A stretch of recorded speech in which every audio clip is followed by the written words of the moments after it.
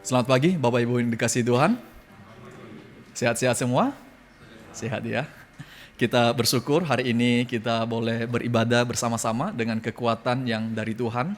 Dan tentu kita juga bersyukur hari ini, hari di mana kita merayakan turunnya Roh Kudus. Dan hari ini saya kasih judul merayakan turunnya Roh Kudus. Ini sebuah perayaan dan tentunya sebuah perayaan itu dirayakan dengan sukacita. Perayaan yang membawa sukacita kepada orang-orang yang ada di situ dan yang menikmati sebuah perayaan itu. Dan saya berharap ketika kita hari ini juga nanti boleh bersama-sama menikmati, mengingat kembali turunnya Roh Kudus di dalam sejarah, membawa sukacita kepada kita. Saya mengajak kita membuka satu bagian firman Tuhan dari Kisah Rasul pasal yang kedua, satu bagian yang saya kira Bapak Ibu cukup familiar ya. Kisah Rasul pasal yang kedua, ayat yang pertama sampai ayat ke-13. Kita akan membaca secara bergantian. Kisah Rasul pasal 2, 1 sampai 13. Saya akan membaca ayat yang pertama. Bapak Ibu akan membaca ayat yang kedua dan kita bergantian sampai ayat yang ke-13. Demikian firman Tuhan. Ketika tiba hari Pentakosta, semua orang percaya berkumpul di satu tempat.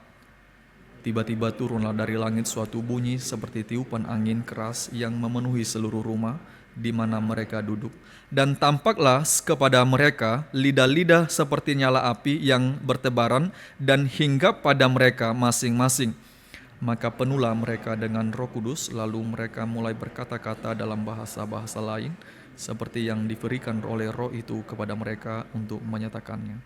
Waktu itu di Yerusalem diam orang-orang Yahudi yang saleh dari segala bangsa di bawah kolong langit. Ketika turun bunyi itu, berkerumunlah orang banyak karena mereka masing-masing mendengar rasul-rasul itu berkata-kata dalam bahasa mereka sendiri. Mereka semua tercengang-cengang dan heran lalu berkata, "Bukankah mereka semua yang berkata-kata itu orang Galilea?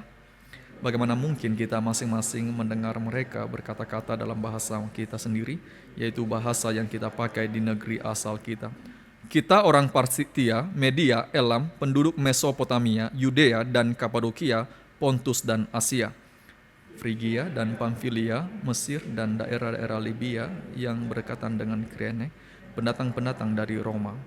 Baik orang Yahudi maupun penganut agama Yahudi, orang Kreta dan orang Arab, kita mendengar mereka berkata-kata dalam bahasa kita sendiri tentang perbuatan-perbuatan besar yang dilakukan Allah." Mereka semua tercengang-cengang, sangat termangu-mangu sambil berkata seorang kepada yang lain, "Apakah yang artinya ini?" Tetapi orang lain menyindir, "Mereka sedang mabuk oleh anggur manis." Mari kita berdoa. Ya Bapa di sorga, kami bersyukur berterima kasih hari ini karena Engkau yang telah berjanji dan menyatakan janjimu ketika Roh Kudus turun ke dalam dunia ini. Kami bersyukur berterima kasih ya Tuhan bahwa kami pada hari ini boleh sekali lagi merayakannya.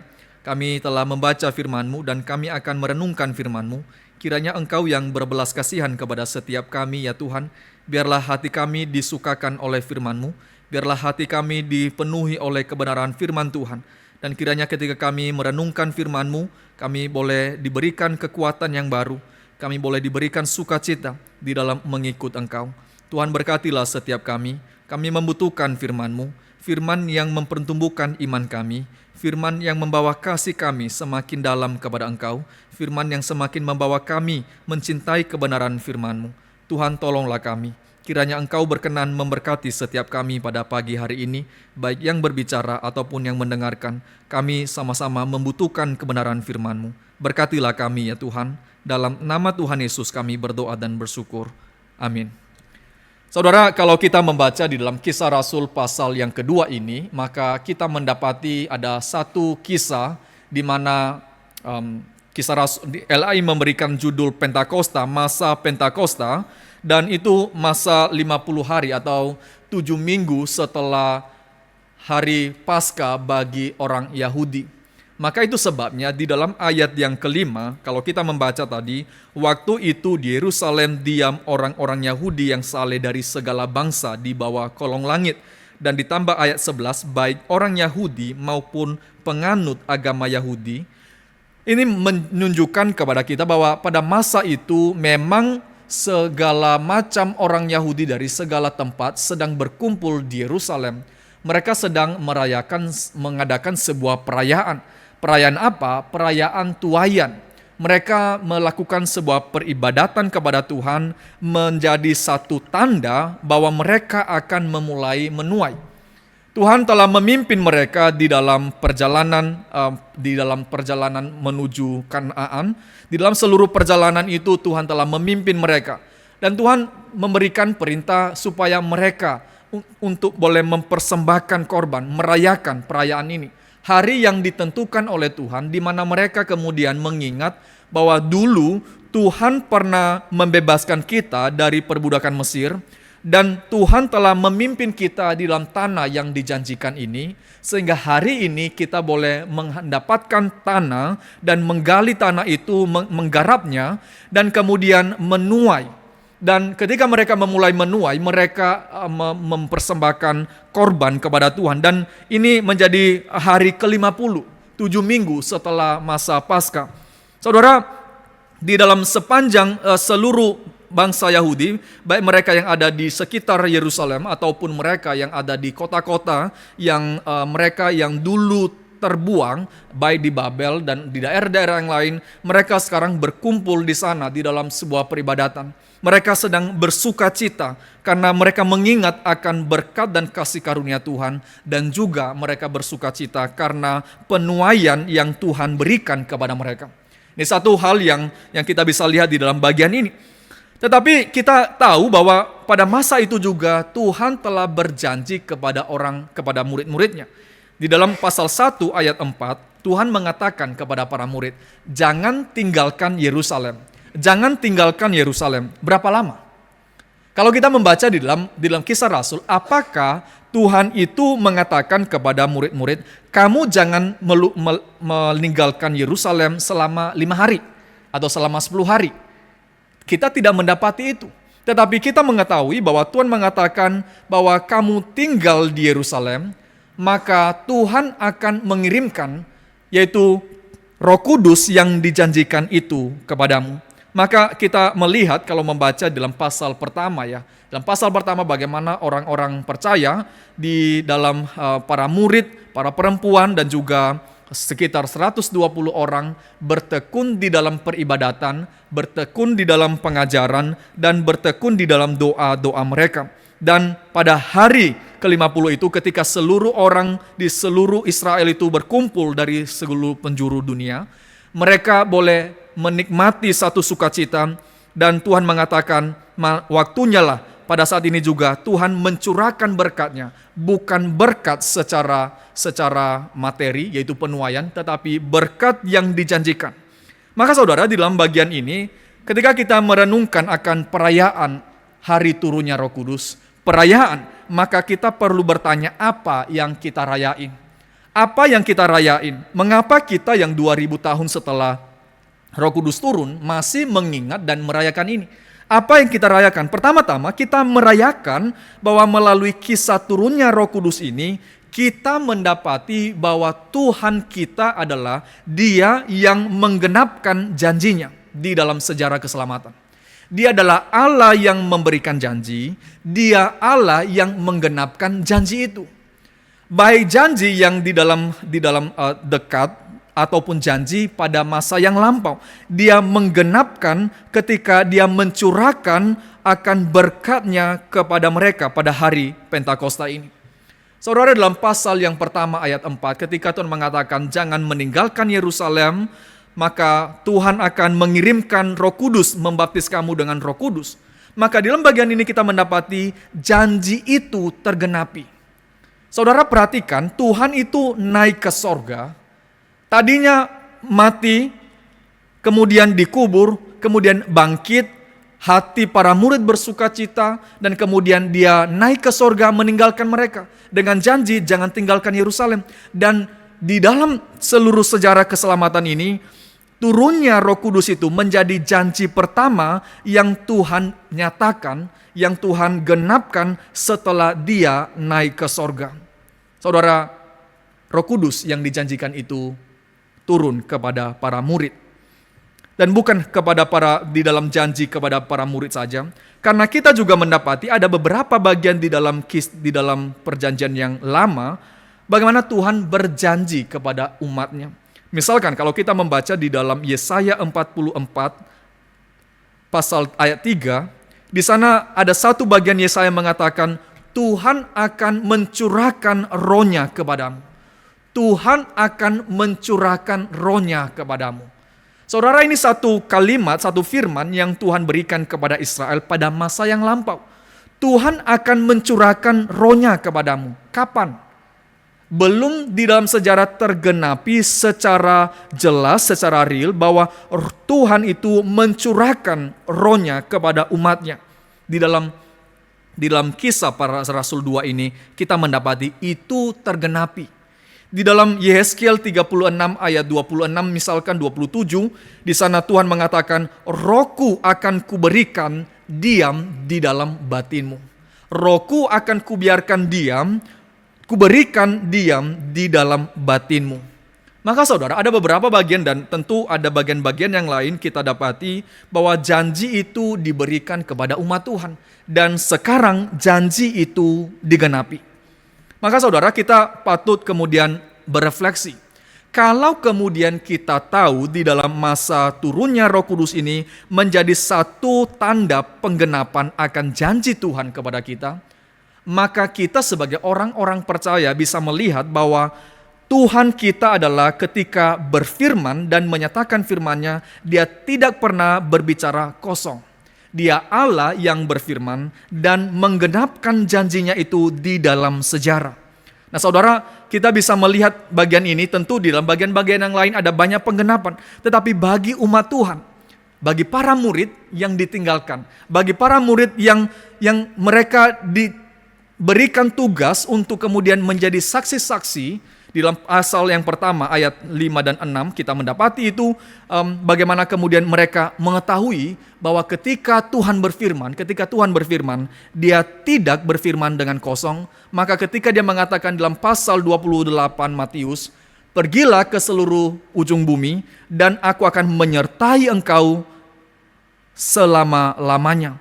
Aku akan menyertai engkau untuk selama-lamanya. Maka itu bukan sesuatu yang dianggap biasa saja. Oke, saya tahu Tuhan menyertai, tapi dengan kehadiran Roh Kudus, kehadirannya menjadi sangat nyata di dalam kehidupan orang percaya. Maka saudara, kita di dalam bagian pertama ini, kita patut merayakan akan hari turunnya Roh Kudus, karena kita mengenali Allah kita, bahwa Dia yang berjanji, yang akan menggenapkan janjinya itu, dan Dia yang berjanji memberikan penyertaan, menyertai kita untuk selama-lamanya. Tapi bukan hanya itu, Bapak sekalian. Ketika dikatakan penyertaan itu bukan hanya bersama-sama. Kalau kita pergi, kita saling menyertai satu dengan yang lain. Tetapi ketika bicara dengan Roh Kudus, penyertaan itu bukan bersama-sama. Tetapi Alkitab mencatat bahwa Roh Kudus itu menyertai dengan berdiam di dalam kehidupan orang percaya. Berdiam di dalam kehidupan orang percaya. Saudara, Roh Kudus dimiliki oleh setiap orang yang percaya. Setiap orang yang diselamatkan oleh Tuhan memiliki Roh Kudus, dan Roh Kudus itu berdiam di dalam kehidupan mereka. Maka saudara, kita melihat di sini penyertaan itu menjadi satu penyertaan yang memberikan ketenangan kepada kita, penyertaan yang luar biasa yang dapat dinikmati oleh orang percaya. Aku disertai bukan bersama-sama, tetapi tinggal di dalam hatiku. Maka ketika kita membaca di dalam Matius 28, ketika Tuhan mengatakan, aku akan bersama-sama senantiasa dengan kamu sampai akhir zaman. Itu menjadi satu firman yang kita bisa mengatakan amin untuk hal itu. Karena Roh Kudus yang memampukan hal itu terjadi. Karena Yesus Kristus sudah naik ke sorga, sekarang Roh Kuduslah yang menyertai setiap kita. Maka kita patut bersukacita. Kita patut merayakan akan penyertaan yang senantiasa diberikan kepada kita. Penyertaan yang senantiasa tinggal di antara orang-orang percaya dan tinggal di dalam kehidupan kita sebagai orang percaya. Hal yang kedua, sekalian, Ketika kita merayakan akan turunnya Roh Kudus pada hari ini, kita merayakan akan janji Tuhan yang genapi. Tentu itu akan membawa sukacita kepada kita. Tentu itu akan membawa pengharapan kepada kita, penghiburan, ketenangan, bahwa janji-janji yang Dia katakan itu akan Dia genapi di dalam sejarah. Tapi yang kedua, Bapak sekalian, turunnya Roh Kudus menjadi satu tanda yang memberikan tanda bahwa era yang baru sedang dimulai. Tahun yang baru sudah dimulai. Ketika Roh Kudus turun, era yang baru, tahun yang baru itu akan dimulai. Herman Bavinck mengatakan dalam satu bukunya, dia mengatakan begini, ketika hari Pentakosta, itu bukan hanya sekadar pengalaman rohani saja. Pengalaman rohani para murid, dan dirayakan sekarang sesuatu yang pernah terjadi di dalam sejarah. Tetapi dia mengatakan bahwa itu menjadi sebuah tanda yang menyatakan era yang baru itu sedang dimulai di dalam dunia ini. Tapi kalau kita bertanya, era yang mana? Era apa? Era yang baru apa? Maka era yang baru pertama yaitu bahwa Tuhan sekarang memerintah tanpa batas. Loh, maksudnya gimana? Apakah sebelumnya Tuhan memerintah ada batasannya begitu? Saudara perhatikan, ketika Yesus turun ke dalam dunia, Yesus itu melayani di mana? Di Galilea kan ya? Samaria, Galilea, dan daerah-daerah sekitarnya. Daerahnya itu, jangkauannya itu sedikit sekali. Kalau kita berbicara siapa yang dilayani, ya hari itu kan ya, orang-orang yang hidup pada masa itu. Mereka yang bisa berbahasa Aram kan ya, yang dilayani. Mereka yang ada di sekitar daerah situ. Mereka yang hadir pada waktu itu. Mereka yang hidup pada masa itu. Tetapi ketika Yesus naik ke sorga, dan dikatakan bukan hanya sekadar naik ke sorga kan ya, tetapi dia naik tata karena Alkitab mencatat dia duduk di sebelah kanan Allah Bapa. Dia duduk di sebelah kanan Allah Bapa, menyatakan kuasa, posisi seperti Allah Bapa, maka sekarang dia di dalam pemerintahan yang bukan hanya pemerintahan satu dua bangsa, tetapi pemerintahan bagi seluruh alam semesta ini. Dan itu dinyatakan dengan apa? Dengan turunnya Roh Kudus, maka semua dinding-dinding pemisah itu menjadi dihancurkan. Di dalam bagian ini kita misalkan melihat bagaimana faktor bahasa. Bahasa yang berbeda-beda, mereka bisa mendengarkan perbuatan-perbuatan Allah yang besar. Saudara, ketika kita membaca bagian ini, seringkali orang atau ya mungkin kita juga terfokus kepada mereka yang memakai bahasa-bahasa lidah. Enak ya mereka pakai bahasa lidah ya, mereka punya bahasa lidah. Tetapi saudara, kita mendapati di sana bahwa kisah ini menunjukkan kepada kita sekarang tidak lagi Injil itu dibatasi oleh bahasa. Bahasa itu tidak membatasi Injil untuk sampai kepada banyak orang. Sekarang mereka dapat mengerti, mendengarkan, Injil itu diberitakan kepada mereka. Sehingga dalam ayat yang ke-11 dikatakan, kita dapat mengerti perbuatan-perbuatan besar yang dilakukan Allah. Mereka dapat mengerti, mendengarkan di dalam bahasa-bahasa mereka sendiri. Saudara, era yang baru.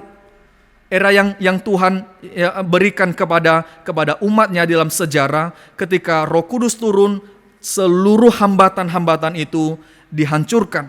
Sehingga hari ini kita yang berbahasa Indonesia pun bisa bertemu dengan Kristus. Kita boleh mendengarkan Injil. Kita yang ada di Indonesia, kita yang ada di Surabaya ini, kita boleh menjadi orang yang percaya. Karena kenapa? Karena ketika Roh Kudus turun, maka seluruh pembatas itu tidak lagi ada yang membuat orang terhalang untuk mendengarkan Injil. Maka era yang baru patut untuk dirayakan. Tahun yang baru itu patut untuk dirayakan. Karena kenapa? Karena bukan karena kita mendapatkan sesuatu, tetapi karena kita mendapatkan keselamatan. Karena kita dimampukan untuk boleh mendengarkan Injil itu. Maka saudara, kalau kita kemudian melihat bagian ini, era pemerintahan Kristus di atas sorga itu tidak lagi dibatasi oleh apapun, maka kadang-kadang kita melihat yang membatasi itu kadang-kadang pekerjaan dari Injil itu bisa tersampaikan, berita baik itu tersampaikan, yaitu kadang-kadang kita kan ya. Kadang-kadang bukan orang lain tetapi kadang-kadang kita. Sementara ya, di dalam turunnya Roh Kudus, seluruh benteng-benteng yang membuat orang terhalang mendengarkan Injil telah dihancurkan. Bahasa yang paling gampang kita lihat di sini, bahasa itu sekarang menyatukan orang untuk boleh mendengarkan Injil. Saudara, di dalam bagian yang kedua ini kita boleh melihat bagaimana kita boleh patut merayakan. Kita bagian dari orang-orang yang di dalam era yang baru itu. Dan dengan demikian juga kita boleh melihat bagaimana kita boleh melihat Injil itu boleh semakin diberitakan tanpa ada hambatan-hambatan yang lain. Tentu nanti di dalam Kisah Para Rasul ada begitu banyak hambatan, tetapi hambatan-hambatan terhadap waktu, bahasa, suku, lokasi itu telah dihancurkan. Karena pemerintahannya sekarang bukan hanya dalam satu lokasi, tetapi pemerintahan bagi seluruh alam semesta dan tidak tertutup di dalam semasa tertentu. Roh Kudus bekerja sampai ini hari. Itu sebabnya ketika Petrus berbicara kepada para orang-orang yang ada di situ dalam ayat ke-38, misalkan saya baca kepada kita. Jawab Petrus kepada mereka, bertobatlah dan hendaklah kamu masing-masing memberi dirimu dibaptis dalam nama Yesus Kristus untuk pengampunan dosamu, maka kamu akan menerima karunia Roh Kudus. Maka kamu akan menerima karunia Roh Kudus bukan hanya kepada mereka yang ada di situ, tetapi kepada kita yang tidak lagi dibatasi dalam bahasa, suku, jangkauan waktu, dan lokasi. Kita pun hari ini, ketika kita boleh mendengarkan firman Tuhan dan Roh Kudus bekerja dalam hati kita, kita boleh mendengarkannya dan menerimanya, diselamatkan oleh Dia, oleh Tuhan, dan menerima karunia Roh Kudus. Saudara, ini sesuatu yang kita lihat dan kita dengar sebagai satu berita sukacita. Karena Paulus mengatakan bahwa kita itu adalah musuh-musuh Allah. Kita itu pemberontak-pemberontak. Pemberontak itu apa sih? Pemberontak itu berarti dia layak untuk dimatikan. Pemberontak itu layak untuk menerima hukuman mati. Kita itu musuhnya Allah, bukan hanya secara pasif memusuhi Allah. Tetapi Paulus mengatakan secara aktif kita itu memusuhi Allah. Dan Tuhan pun memusuhi kita di dalam dosa-dosa kita.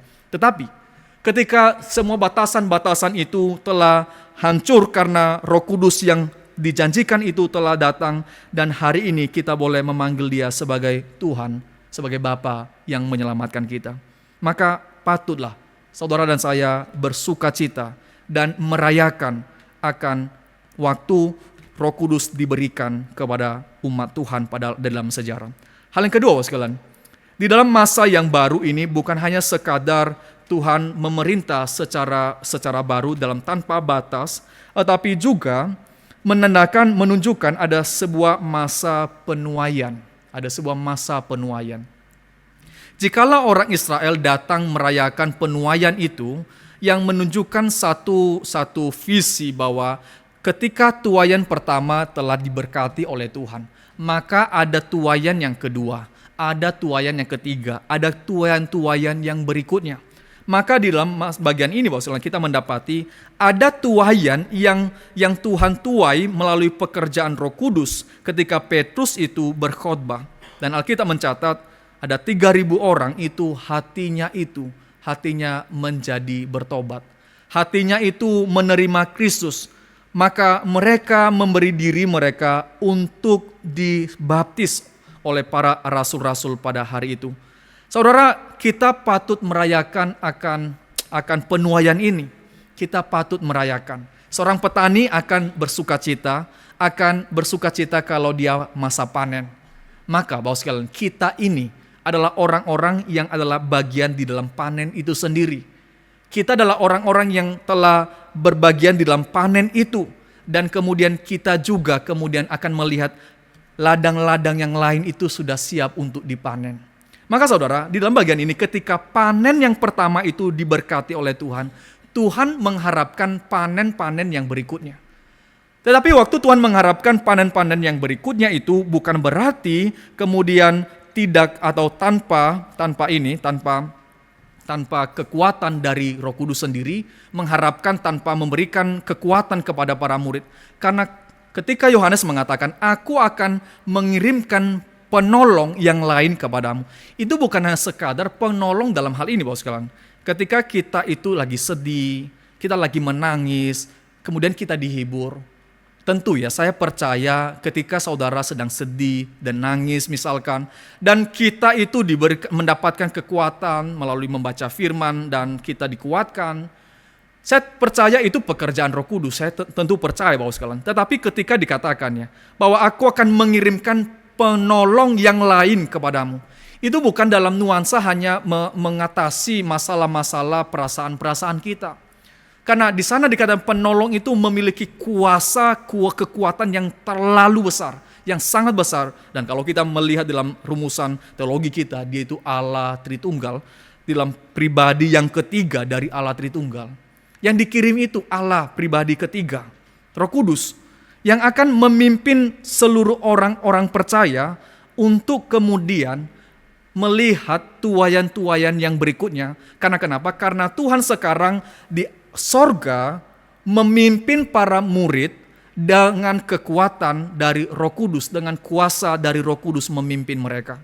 Saudara, kita melihat ya, Paulus itu terakhir pelayanan di mana kira-kira? Atau kita beginilah, kisah Rasul itu ditutup dengan kisah apa?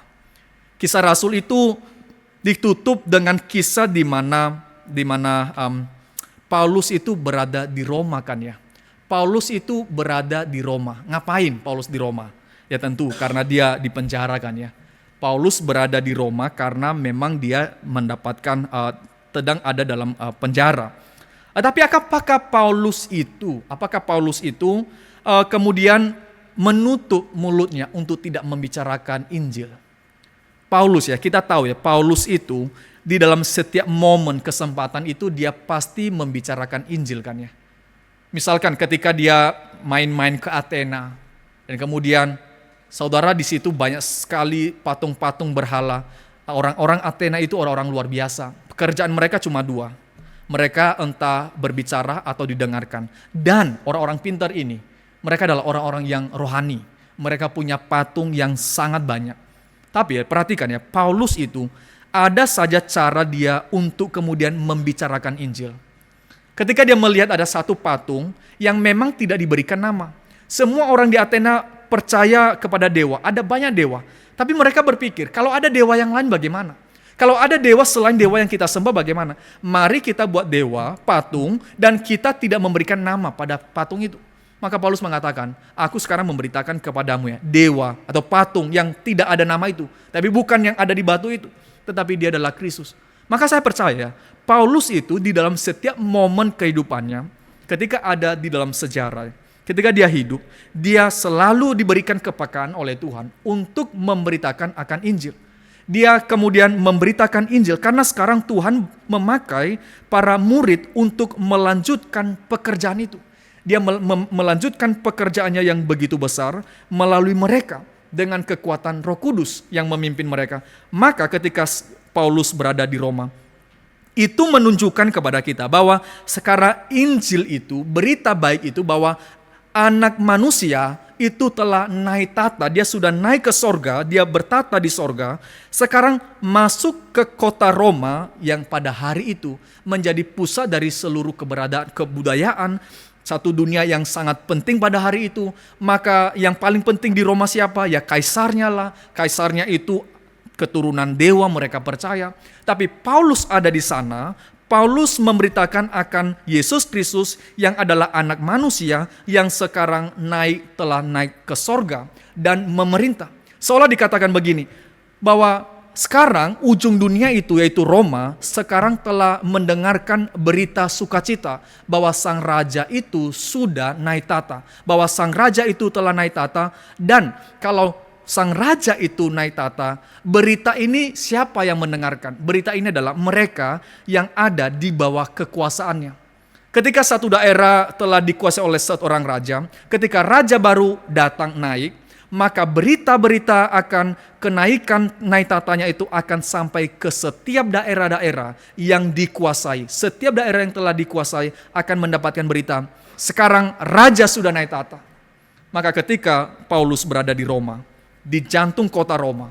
Maka Injil diberitakan di sana seolah mengatakan sekarang Roma pun yang punya itu keturunan dewa sekarang diklaim oleh sang raja yang telah naik ke sorga. Dan itu dilakukan oleh kekuatan dari Roh Kudus untuk pimpinan Roh Kudus bagi mereka. Pimpinan Roh Kudus bagi orang-orang percaya. Saudara, kita melihat bagaimana para murid-murid yang lain ketika mereka melayani. Mereka melayani di dalam seluruh pimpinan Roh Kudus. Panen yang pertama sudah dimulai, 3.000 orang sudah mendengarkan firman, telah memberikan diri untuk dibaptis, memberikan diri untuk boleh percaya dan dibaptis oleh para murid. Dan sekarang para murid itu melalui kekuatan Roh Kudus, melalui pimpinan Roh Kudus akan menuai tuaian-tuaian yang berikutnya. Maka saudara, kita melihat dalam kacamata ini keberadaan kita sebagai orang percaya, sebagai gereja Tuhan adalah dalam kacamata sedemikian. Tuhan telah memulai pekerjaannya. Tuhan telah memberikan Roh Kudus kepada kita. Tuhan telah memulai bagaimana panen begitu besar. Dan tidak salah ketika Tuhan Yesus mengatakan panen begitu banyak, tetapi tuaian begitu sedikit. Maka Tuhan itu menantikan hasil-hasil yang berikutnya. Ketika 3.000 orang telah percaya, berarti menantikan panen yang berikutnya, sampai masa hari ini. Kita termasuk bagian dari yang dipanen itu. Dan kita juga berbagian di dalam memanen orang-orang yang akan dibawa kepada Kristus. Maka saudara sekalian, kita patut merayakan ini. Kita patut merayakan karena kita bagian dari panenan itu. Kita patut merayakan ini juga karena kita berbagian di dalam memanen. Tentu bukan dalam memanen seperti manen buah dan segala macam. Tetapi di dalam bagaimana Tuhan itu memakai kita untuk kemudian membawa orang itu mengenal Kristus. Saudara, kita patut rayakan era yang baru ini. Era di mana Dia bertata tanpa batas. Era di mana penuaian itu sudah dimulai dan akan senantiasa dituai di dalam pimpinan daripada Roh Kudus. Saudara, yang ketiga dalam poin ini adalah kita masuk dalam era yaitu sudah dan belum. Raja itu sudah naik tata. Raja itu sudah naik tata. Raja itu sudah naik tata. Sekarang dia berkuasa bukan hanya kepada orang Israel. Dia bukan hanya berkuasa pada masa itu. Dia juga berkuasa pada masa sekarang. Pada gereja kita. Dia berkuasa bagi saudara dan saya. Maka kita melihat di sini bagaimana pimpinan Tuhan itu, kerajaan Tuhan itu sudah saat ini. Dan memang belum sempurna. Sampai kapan? Sampai nanti datang Yesus kedua kalinya dan Dia menyempurnakan seluruh pekerjaannya. Tetapi saudara, yang saya mau katakan adalah di dalam era yang baru ini Dia akan memastikan seluruh kehendaknya itu akan terlaksana di bumi ini.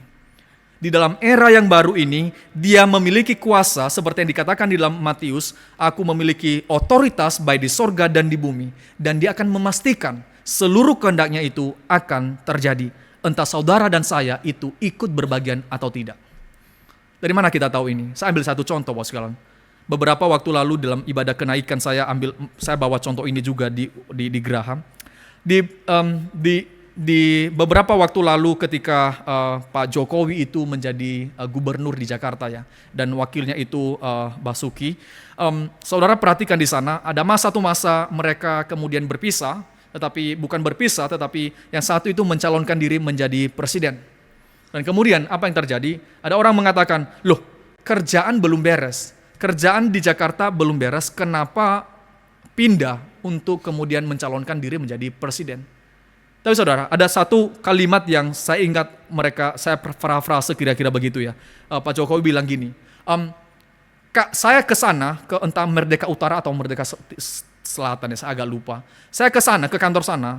Satu orang di kantor sana. Sekarang ya, saya itu bukan meninggalkan kantor ini. Saya pergi ke kantor di kepresidenan itu untuk memastikan bahwa segulu rencanaku yang dulu di sini dulu yang belum bisa terlaksana. Sekarang ya, waktu saya memegang jabatan menjadi presiden di sana, saya akan memastikan itu akan terjadi.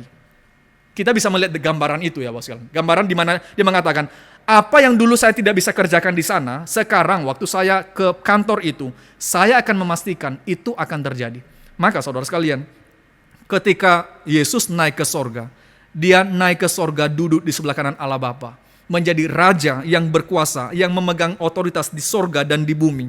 Dan dia akan memastikan seluruh kehendaknya itu akan dinyatakan di bumi melalui Roh Kudus yang telah dicurahkan pada hari turunnya Roh Kudus.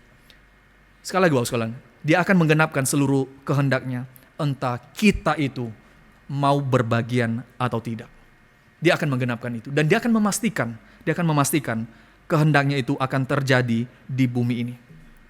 Saudara, kita patut bersuka cita karena tadi saya mengatakan kita bagian dari yang dipanen itu. Dan yang kedua, karena kita pun berbagian untuk memanen. Dan saudara dan saya boleh mengatakan puji Tuhan untuk hal itu.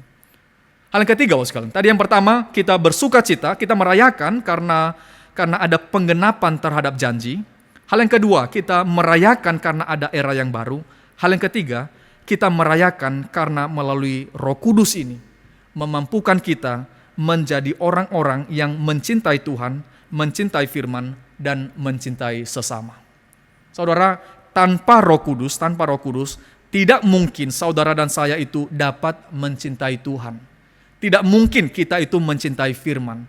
Karena di dalam Yohanes yang kita baca tadi, dunia itu tidak mengenal firman, dunia itu tidak mengenal Tuhan. Kenapa? Simple sebenarnya, bukan karena mereka tidak bisa membaca Alkitab. Bukan mereka itu kurang waktu membaca Alkitab. Banyak di antara mereka yang menghabiskan waktu membaca Alkitab kok. Tapi mereka tidak ada Roh Kudus. Mereka tidak ada Roh Kudus yang memampukan mereka untuk boleh mengerti dan mata mereka dibukakan untuk boleh mengenali firman itu. Karena roh mereka tidak sama dengan roh yang dinyatakan oleh Alkitab. Begini Bapak sekalian. Karena Alkitab adalah dituliskan oleh kepada kita melalui pimpinan Roh Kudus, dinafaskan kepada kita melalui pekerjaan Roh Kudus, maka hari ini Roh Kudus itu berdiam di dalam diri kita. Maka kita, Roh Kudus yang berdiam di dalam diri kita, Alkitab yang diwahyukan melalui Roh Kudus, itu bisa connect Bapak sekalian. Kita nggak mungkin connect kalau kita nggak ada roh yang sama. Kita nggak mungkin mengerti firman ini. Kita bisa membaca, kita bisa mengerti bacaannya, tapi kita tidak mungkin menjadi orang yang percaya kepada firman itu. Karena roh kita tidak sama. Kenapa dunia tidak dapat mengenal Kristus? Bukan mereka kurang informasi tentang Kristus. Bukan kurang informasi tentang Yesus Kristus. Terlalu banyak. Bukan kurang khotbah seminar tentang Yesus Kristus. Terlalu banyak. Tetapi mereka tidak memiliki Roh Kudus yang kemudian memampukan mereka untuk connect dengan kebenaran. Tetapi Tuhan mengatakan, Yesus Kristus mengatakan, aku akan mengirimkan penolong kepadamu, penolong yang lain itu, yang akan membukakan kebenaran kepadamu, yang akan membimbing kamu kepada kebenaran, yang akan membawa kamu kepada Kristus. Saudara yang dikasihi Tuhan, tanpa Roh Kudus, kita itu tidaklah menjadi orang-orang yang mampu mencintai Tuhan dan mencintai firman dan mencintai manusia yang lain. Dan itu tandanya orang-orang yang dipimpin oleh Roh Kudus. Di dalam bagian ini kita mendapati bagaimana komunitas yang baru. Bagaimana komunitas yang baru ini? Mereka adalah komunitas yang bertekun di dalam pengajaran para rasul dan bersekutu dengan orang-orang yang lain. Saya membaca bagi kita di dalam ayat ke-42 pasal yang kedua. Mereka bertekun di dalam pengajaran rasul-rasul dan dalam persekutuan, dan mereka selalu berkumpul untuk memecahkan roti dan berdoa. Saudara, ini bukan hanya sekadar bahwa mereka sekali-sekali berkumpul, tetapi mereka dengan tekun, dengan konsisten membicarakan pengajaran rasul-rasul. Mereka bertekun di dalam pengajaran rasul-rasul. Mereka bertekun dalam bersekutu. Mereka bertekun di dalam memecahkan roti, sakramen. Dan mereka bertekun di dalam doa-doa mereka. Komunitas ini menjadi komunitas yang dipersatukan oleh Roh Kudus. Di dalam Menara Babel kita melihat mereka itu dipisahkan. Tetapi di dalam turunnya Roh Kudus memampukan mereka boleh memiliki persekutuan satu dengan yang lain. Dan memiliki hasrat yang sama mencintai firman dan mencintai Tuhan. Saudara, agak aneh jikalau kita kemudian hari ini melihat ada orang Kristen dan mengatakan saya orang percaya, saya orang Kristen, tetapi saya itu tidak terlalu peduli untuk mementingkan persekutuan, Saya tidak perlu untuk membaca firman Tuhan karena saya sudah dipimpin oleh Roh Kudus. Itu agak aneh, Bapak sekalian. Karena orang-orang yang dipenuhi oleh Roh Kudus di dalam Kisah Rasul ini menunjukkan kepada kita, mereka adalah orang-orang yang bertekun di dalam pengajaran rasul-rasul, atau lebih tepatnya kita bisa mengatakan hari ini mereka bertekun di dalam pengajaran firman Tuhan. Saudara, kalau kita melihat kepada diri kita bukan orang-orang yang terlalu tertarik sebenarnya kan ya. Membaca Alkitab, berdoa apalagi. Tetapi saudara, sekali lagi, kita boleh dipersatukan oleh Roh Kudus untuk boleh memiliki hasrat yang sama. Saya ambil satu contoh begini, Bapak. Ketika bara api itu ya panas, ketika arang-arang itu kita bakar dan terlalu panas, sangat panas sekali. Tapi ketika arang itu dipisahkan dari arang-arang lain, berapa lama arang itu akan hidup? Arang itu mungkin panas, mungkin beberapa waktu. Mungkin apinya mulai redup, mungkin sudah mati, dan kemudian mungkin tinggal kehangatan sedikit. Dan lama-lama arang itu akan mati. Tetapi ketika arang itu yang sama dibawa lagi kembali kepada arang-arang yang lain, maka dia boleh terbakar kembali. Maka saudara, kita melihat di sini bahwa Roh Kudus itu memampukan orang-orang percaya untuk boleh mencintai firman, mencintai Tuhan, dan mencintai sesama di dalam persekutuan satu dengan yang lain. Gak ada orang Kristen yang berdiri sendiri. Gak ada orang Kristen yang berjuang sendiri. Dia bisa berjuang sendiri, bisa. Mungkin dia panas, sangat luar biasa. Tapi seperti arang tadi itu, mungkin panasnya itu akan lama-lama meredup. Dan kemudian meredup, dan kemudian hangatnya itu tinggal sedikit sampai tidak lagi ada kehangatan sama sekali. Saudara dikasih Tuhan, orang yang dipimpin oleh Roh Kudus dalam bagian ini, mereka dimampukan untuk boleh mencintai firman, mencintai Tuhan, karena roh mereka, roh yang sama. Saudara, kita tahu bahwa, saya quote lagi kembali apa yang dikatakan oleh Paulus, kita adalah orang-orang yang dimusuhi oleh Tuhan. Tetapi ketika Roh Kudus itu kemudian tinggal dalam hati kita, dan kemudian kita boleh melihat kepada Tuhan kita bukan sebagai Dia yang sudah siap sedia untuk melakukan penghakiman kepada kita, tetapi kita bisa melihat kepada Dia sebagai Bapa yang mengasihi kita. Saudara, kita bisa melihat Tuhan dengan kacamata Dia yang siap sedia untuk menghakimi kita, atau Dia yang senantiasa menyatakan pengasihan kepada umatnya, dan itu adalah sebuah pimpinan Roh Kudus. Saudara, kiranya kita boleh celebrate hal ini, kita boleh merayakan bahwa tanpa pengajaran, tanpa kekuatan dari Roh Kudus, saudara dan saya sampai ini hari masih menjadi musuh-musuh daripada Kristus. Terakhir Bapak sekalian, poin terakhir yang saya mau sampaikan kepada kita hari ini, ketika kita membaca pasal yang kedua ayat 1 sampai 13 ini, dan kita teringat dengan apa yang dikatakan oleh Tuhan Yesus dalam Matius pasal 28 ayat bagian terakhir, ketika Dia mengatakan, pergilah ke seluruh dunia, muridkanlah mereka, seluruh bangsa, dan baptislah mereka di dalam nama Bapa, Anak, dan Roh Kudus. Saudara, kita membaca dalam Kisah Rasul pasal 6 dan 7, di sana juga dikatakan, engkau tidak perlu mengetahui waktu dan masa, tetapi kamu akan menerima kuasa, dan Roh Kudus akan datang ke atas kamu, dan kamu akan menjadi saksiku di Yerusalem, seluruh Yudea dan Samaria sampai ke ujung bumi. Hal yang terakhir Bapak sekalian, turunnya Roh Kudus itu memberikan kepada kita satu nuansa, misi itu sedang dimulai, dan misi itu sampai ini hari terus dikerjakan. Oleh siapa? Oleh saudara dan saya, oleh gereja Tuhan. Tapi tunggu dulu Bapak sekalian. Ketika Tuhan memberikan perintah ya, pergi ke seluruh bumi dan jadikanlah semua bangsa sebagai muridku. Saya mau tanya sekalian, kalau tanpa Roh Kudus bagaimana kita itu bisa memuridkan banyak orang ya? Saya ambil contoh Bapak Ibu yang sudah menikah Bapak Ibu yang sudah menikah dan punya anak. Mendidik anak aja bagaimana ya? Itu mungkin setengah mati kan ya. Bapak Ibu mungkin mengatakan gak gampang loh mendidik anak. Mendidik anak itu butuh kekuatan luar biasa. Jangankan mendidik anak orang lain, anak saya saja itu butuh kekuatan luar biasa. Saudara, tanpa Roh Kudus tanpa Roh Kudus itu dikirimkan kepada kita, kita itu menjadi orang-orang yang putus asa. Kita itu menjadi orang-orang yang tidak dapat sama sekali menjalankan akan misi yang besar ini. Jangankan misi memuridkan banyak orang sampai ke ujung bumi, jangankan itu Pak. Ini dalam keluarga saya saja, orang-orang dekat saja saya itu nggak bisa putus asa bos sekali. Karena kita tahu bahwa tanggung jawab kita itu sangat-sangat besar. Tanggung jawab yang diberikan kepada kita itu terlalu sangat besar. Memuridkan. Itu membutuhkan satu kekuatan yang luar biasa. Tetapi puji Tuhan Bapak sekalian, Allah yang memberikan tanggung jawab yang besar kepada saudara dan saya, Dia bukan Allah yang jahat. Dia bukan Allah yang hanya mau menikmati akan tuaian. Dia Allah yang memberikan Roh Kudus kepada kita. Kita kalau melihat ada orang, misalkan ya, saudara memberikan modal kepada seseorang, dia mau usaha, modalnya bejibun saudara kasih, dan saudara menanyakan, bagaimana hasilnya? Mungkin keadaan sulit, keadaan sulit.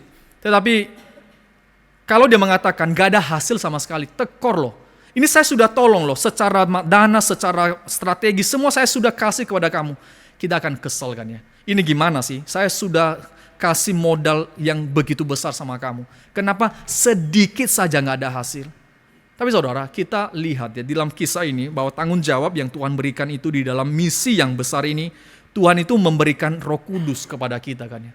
Roh Kudus kepada kita. Gampang gak menjalankan misi ini? Ya gak gampang lah. Gak gampang. Para murid itu telah membuktikan bahwa itu tidak gampang. Tetapi bos sekalian, mereka terus senantiasa mengerjakan itu bagian mereka satu demi satu. Dan mereka boleh membawa orang datang kepada Tuhan. Maka hari ini Bapak sekalian, kita boleh merayakan turunnya Roh Kudus. Kita merayakan dengan apa? Tentu dengan sukacita. Kita merayakannya. Saya puji Tuhan boleh mengenal Kristus karena ada Roh Kudus yang turun. Tetapi kita juga harus merayakan dengan mengingat misi yang besar yang Tuhan berikan ini kepada kita. Saudara, mari kita melihat misi itu dimulai dengan orang-orang yang terdekat dengan kita. Ketika Tuhan mengatakan, engkau akan menjadi saksiku, tidak moro-moro langsung ke ujung bumi, tetapi pertama-tama di daerah sekitar mereka, Yudea, Samaria, baru sampai ke ujung bumi. Tidak perlu saudara ke ujung bumi dulu, karena kita perlu memulai di sini dulu, di mana orang-orang yang Tuhan percayakan dalam hidup kita. Tetapi saudara, jangan menjadi putus asa. Jangan kita menjadi putus asa ketika kita mengalami tantangan demi tantangan.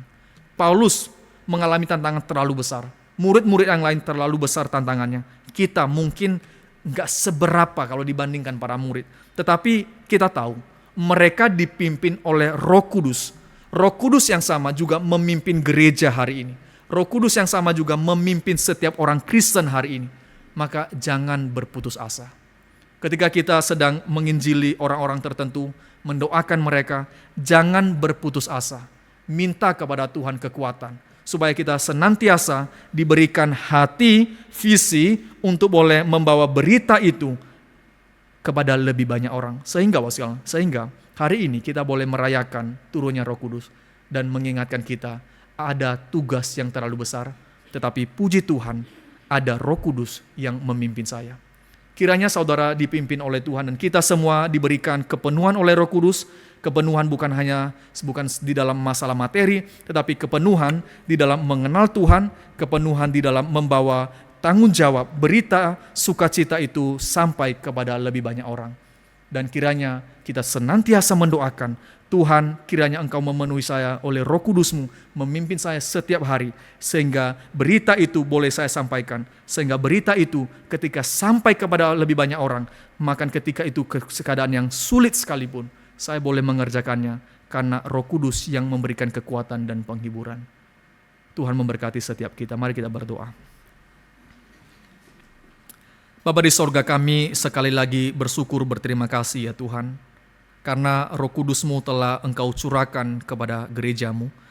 Roh Kudus-Mu telah Engkau curahkan kepada orang-orang percaya pada masa para murid dan rasul-rasul. Kami bersyukur ya Tuhan bahwa ketika kami pun ada pada masa ini, Engkau memberikan Roh Kudus yang sama kepada kami. Terima kasih ya Tuhan bahwa kami adalah bagian dari umat yang Engkau pilih. Kami boleh mengenal Engkau ya Tuhan, dan Engkau boleh memanggil kami sebagai umat-Mu. Tanpa Roh Kudus yang telah Tuhan utus, tidak mungkin kami boleh bersuka cita pada hari ini. Tanpa Roh Kudus yang Engkau berikan kepada setiap kami, Kami tidak mungkin menjadi anak-anak yang Engkau kasihi. Kami masih menjadi musuh-musuh-Mu ya Tuhan. Tetapi syukur kepadamu karena janji-Mu Engkau telah genapi. Janji-Mu Engkau genapi melalui Roh Kudus yang turun ke dalam dunia ini. Terima kasih ya Tuhan, biarlah hati kami bersuka cita, biarlah hati kami bersyukur kepada Tuhan, biarlah puji-pujian tidak habis-habisnya kami utarakan ke hadapan-Mu ya Tuhan, dan biarlah kami pada hari ini juga diingatkan kembali, ada terlalu banyak besar misi yang telah Tuhan berikan kepada kami, untuk boleh memuridkan banyak orang, untuk boleh membawa mereka kepada Engkau ya Tuhan, untuk boleh memperkenalkan juru selamat kepada mereka yang belum mengenal Engkau. Berita sukacita itu terlalu besar untuk kami bawa. Tetapi kami bersyukur kepada Engkau ya Tuhan bahwa Engkau tidak meninggalkan kami dengan hanya tanggung jawab saja. Tetapi Engkau meninggalkan kami dengan Roh Kudus yang memimpin, menyertai, dan tinggal bersama-sama dengan kami. Berikan kekuatan kepada kami ya Tuhan. Berikan penghiburan kepada setiap kami di dalam kami menjalankan tanggung jawab kami, pelayanan kami, pekerjaan kami, dan kiranya Engkau boleh membukakan mata kami ya Tuhan. Berikan kepekaan kepada setiap kami. Kiranya kami boleh memiliki kepekaan di dalam waktu-waktu kami memberitakan akan Injil berita baik itu. Jangan biarkan setiap kesempatan berlewat begitu saja ya Tuhan. Tetapi berikan kepekaan supaya kami boleh melihat orang-orang yang ada di sekitar kami yang membutuhkan Injil-Mu. Dengarlah doa kami ya Tuhan. Dalam nama Tuhan Yesus kami berdoa dan bersyukur. Amin.